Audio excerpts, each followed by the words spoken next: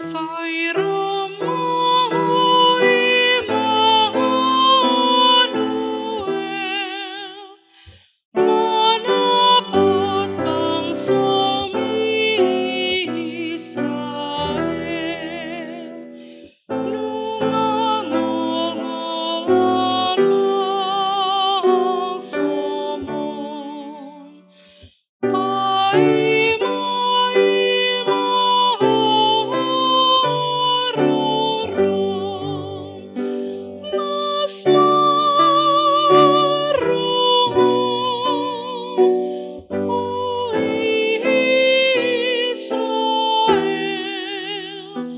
o Israel, ainungaro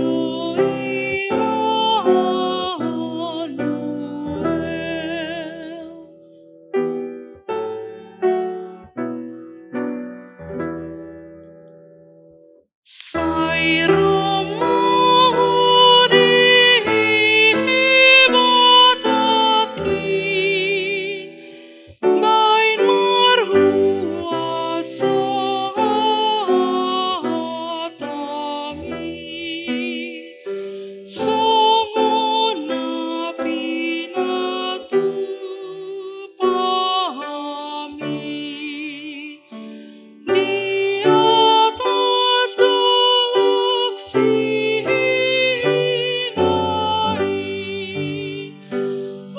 masmarom, o Israel, ainungaro Immanuel.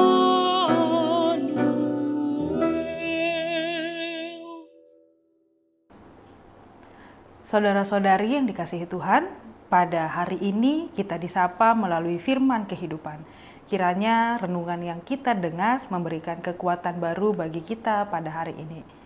Matius 25 ayat 13. Karena itu berjaga-jagalah, sebab kamu tidak tahu akan hari maupun akan saatnya. Demikian firman Tuhan. Jika kita membaca keseluruhan perikop ini adalah perumpamaan Yesus tentang kerajaan surga. Diceritakan ada 10 gadis yang sedang menanti-nantikan kedatangan mempelai pria, supaya mereka bisa mengiringi mempelai pria pergi menjemput mempelai perempuan. Persiapan yang dilakukan gadis-gadis tersebut tidak sama. 5 gadis membawa pelita dengan tambahan botol minyaknya, sedangkan 5 gadis yang lain hanya membawa pelita saja tanpa botol minyak cadangannya. Kelima gadis tanpa botol minyak tersebut tampaknya tidak mempersiapkan diri, sehingga mereka lalai pada keterlambatan atau ketertundaan kedatangan mempelai pria. Mereka mungkin berharap mempelai pria datang dengan segera, namun ternyata tidak kunjung datang. Sedangkan kelima gadis dengan botol minyak mempersiapkan diri sehingga terlihat dari cara mereka bersikap pada hal-hal yang di luar dugaan, seperti keterlambatan atau penundaan kedatangan mempelai pria. Apa yang ingin disampaikan pada perumpamaan ini? Apakah yang membedakan antara kelima perempuan ini?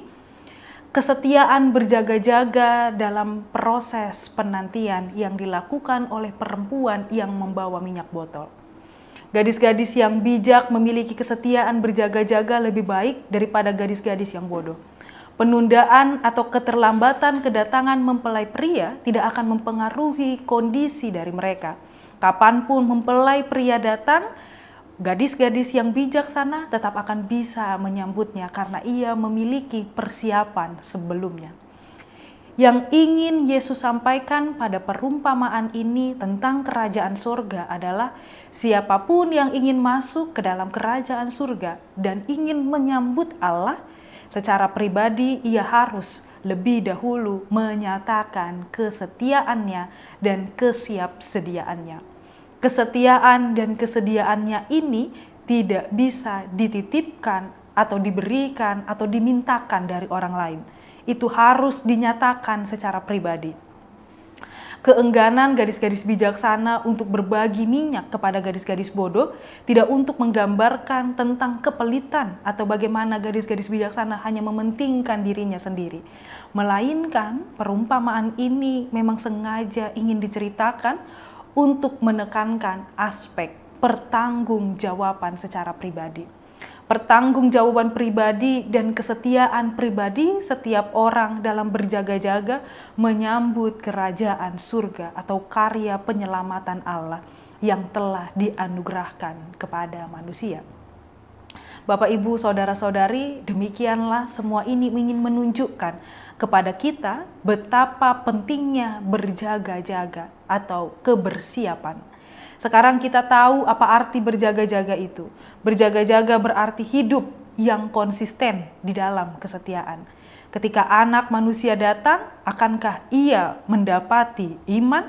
Itu adalah pertanyaan yang tertulis di dalam Lukas 18 ayat 8. Secara harafiah ini berarti akankah Yesus mendapatkan kesetiaan di muka bumi ini melalui setiap orang yang percaya kepadanya? Akankah dia mendapati umat tetap setia saat dia datang nanti? Akankah kita seperti hamba yang setia didapati sedang melakukan panggilannya, menjalankan tugas kita di dunia ini? Apakah panggilan kita jalankan di dalam kehidupan kita setiap hari dengan setia? Paulus memberitahu kita bahwa kita dipanggil untuk hidup di dalam kebenaran. Kita dipanggil untuk masuk di dalam kekudusan Allah. Kita dipanggil untuk disucikan dan melakukan pemberitaan Injil melalui apa yang kita miliki. Masalahnya bukan pada berjaga-jaga terhadap apa yang dinyatakan di dalam teks kita ini, melainkan bagaimana seharusnya sikap umat berjaga-jaga. Bagaimana seharusnya kita berjaga-jaga. Berjaga-jaga bukan berarti kita hanya sekedar duduk dan menunggu dengan keadaan pasif. Atau seperti yang telah diupayakan oleh orang-orang lain, berusaha menghitung hari, kapan dan bagaimana Yesus akan datang. Apakah dia akan datang tahun ini, atau apakah ia akan datang di tahun depan, atau kapan ia akan datang di tahun berapa. Menghitung kapan tanggal kedatangan Tuhan Yesus itu bukanlah hal yang ingin disampaikan di sini. Tetapi yang penting adalah bahwa bagaimana kita setiap orang berjaga-jaga, yang artinya tetap di dalam keadaan siap, terjaga menjalani kehidupan kekristenan kita. Hidup di dalam terang, hidup di dalam perintah Allah, hidup di dalam kesetiaan. Jika kita hidup di dalam kesetiaan setiap hari secara baik dan benar, secara konsisten menjalani kehidupan kekristenan, maka ketika Yesus datang, tak ada hal yang perlu kita sembunyikan. Hal itu karena kita didapati telah setia. Setia setiap saat walaupun kita tidak menduga bahwa ia akan datang. Kesetiaan kita menunjukkan bahwa kita dan memang diri kita sebagaimana adanya di dalam kesetiaan. Kita tidak hanya sekedar melakukan usaha-usaha di saat terakhir dalam rangka menutupi kekurangan diri dan menampilkan yang baik-baik saja. Tetapi kita didapati dalam keadaan yang sebenarnya. Kita didapati di dalam kesetiaan, kita didapati dalam kebersiapan selalu di dalam panggilan. Itulah panggilan menjadi orang Kristen, yaitu supaya kita menjalani kehidupan kekristenan ini setiap saat, sehingga kapanpun Yesus datang, maka kita tetap ditemukan di dalam kesetiaan, keterjagaan, hidup di dalam rohani yang baik, mengerjakan hal-hal yang telah menjadi panggilan kita di dalam dunia ini. Bapak, Ibu, Saudara-saudari yang dikasihi Tuhan, firman Tuhan mengingatkan kita supaya menjadi gadis yang bijaksana. Itu artinya lakukanlah kebersiapan. Di dalam masa Advent ini kita dipersiapkan untuk selalu menanti Kristus di dalam perbuatan dan sikap yang baik, di dalam kesederhanaan. Sehingga nyatalah di saatnya tiba nanti kita memperoleh hal yang baik, memperoleh kehidupan yang kekal karena kita didapati di dalam kesetiaan. Amin, kita berdoa.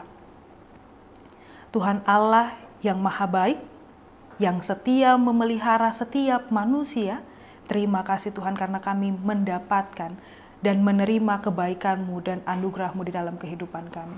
Kami telah mendengar firman-Mu bahwa bagaimana kami harus setia di dalam sikap, di dalam perbuatan dan ketaatan kepada Engkau. Sehingga pada waktunya nanti kami didapati di dalam kesetiaan dan kami pun turut di dalam kerajaan surga. Layakkan kami Tuhan untuk melayani Engkau di dalam panggilan kami. Sehingga beragam panggilan kami, apapun pekerjaan kami tetap di dalam kebaikan, kebenaran, dan kesetiaan kepada Tuhan. Sehingga di dalam pekerjaan kami menyatakan karya Allah yang hidup. Amin. Anugerah dari Tuhan kita Yesus Kristus, kasih setia Allah Bapa dan persekutuan Roh Kudus kiranya menyertai kamu sekalian. Amin.